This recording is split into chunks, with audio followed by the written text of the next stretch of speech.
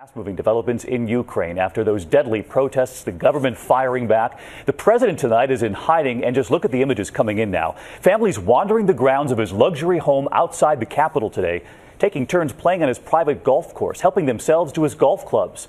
And now the former prime minister is now freed from prison where the president had put her, reaching out to her supporters right there. But with no one in charge tonight, America watching very closely, a country that had been moving closer to Russia and away from the West, now in a dangerous limbo. ABC's Alex Marquardt in Kiev tonight. Alex.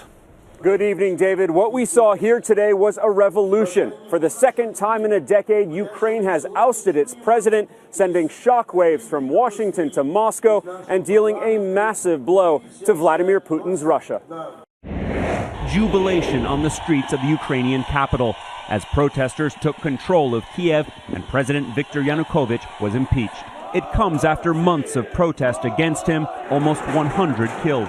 Kiev's Independence Square has been the bloody battleground for the protesters who want an end to corruption and rights abuses to become closer to and more like Europe and the U.S. Yanukovych, who has kept Ukraine closely tied to Russia, has fled the capital. Today, he refused to resign, comparing the impeachment to the Nazis coming to power. This afternoon, crowds of curious Ukrainians streamed into Yanukovych's sprawling compound. I can't believe that such place can exist in Ukraine. On its golf course, Anton Ivanov found this club with Yanukovych's initials engraved. You just imagine all the ranges of the corruption that happened in Ukraine, and it's crazy thing. Nearby, a zoo with ostriches and peacocks. Elsewhere, a garage with dozens of antique luxury cars.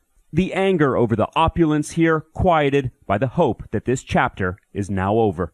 The next chapter will likely feature Yulia Tymoshenko, a longtime foe of the president's who was just released from prison today. She spoke to protesters tonight here on Independence Square, calling them heroes, but telling them not to go home, that their job here is not yet finished. David? Alex, our thanks to you again tonight.